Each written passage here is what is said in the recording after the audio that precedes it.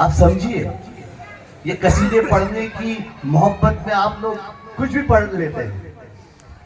किसी जमाने में वालिद साहब बोलते हैं कि जब उस्ताद शायर खानका पे जब रातिबें होती थी, रातिब की महफिल होती थी बड़ौदा में, और उस्ताद शायर बैठे होते थे और उनके सामने कोई कसीदा पढ़ता था और जरा भी उसका अपने मखारिज ऊपर से नीचे होता था तो वो जहाँ बैठे थे वो शायर उस्ताद वहां से उसको अपने वो दायरा फेंक के मारते थे। ये तमीज नहीं है कि क्या पढ़ रहे हो आप इतनी बड़ी महफिल में और किसकी शान में पढ़ रहे हो और क्या गुस्ताखी आप कर रहे हो। तो मैं आप लोगों को भी बोलता हूं कि कभी ये मत सोचे कि हमें सब कुछ आता है। अगर कोई आपके पास आके ये बोलता है कि हजरत ये आपने गलत पढ़ा है, तो उसको उसी वक्त सही करें, क्योंकि ये आपके लिए है। दूसरी बात कि कभी भी कसीदे तोड़ मड़ोड़ के मत पढ़े। जिस बुजुर्ग की शान में वो कसीदा लिखा गया है उसी बुजुर्ग की शान में वो कसीदा पढ़े। आप हमारा भी नाम इधर उधर किसी कसीदे में मत लगाएं। हम तो इस काबिल ही नहीं है कि आप हमारा नाम इधर उधर लगाएं। जिन बुजुर्गों की शान में कसीदा लिखा गया है उन्हीं बुजुर्गों की शान में वो कसीदा पढ़ना चाहिए, क्योंकि उस शायर का उन बुजुर्गों के लिए उस शायर से जिस मोहब्बत से वो कसीदा लिखा है, आप उससे उसकी अमानत में खयानत करेंगे अगर आप किसी और बुजुर्ग का नाम लगाकर या उसके शेरों को उल्टा पुल्टा कर पढ़ेंगे।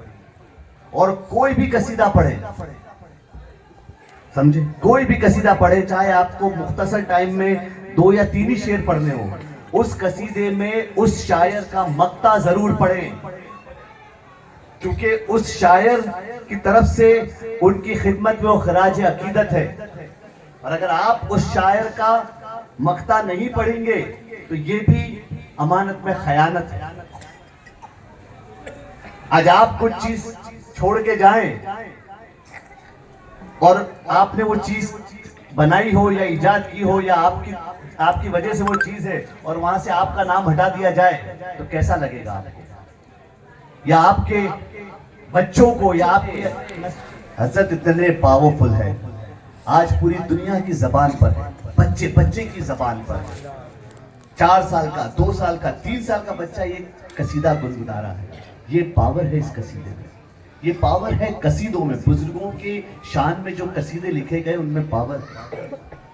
लेकिन हम है कि कसीदा तो बाजू पे रह जाता है, साइड पे रह जाता है, बस तफ अनाप शनाप बजा रहे हैं, टंका अनाप शनाप बजा रहे हैं और बस उसी पे जरब हो रही है। नहीं, जरब होनी चाहिए कसीदे पर।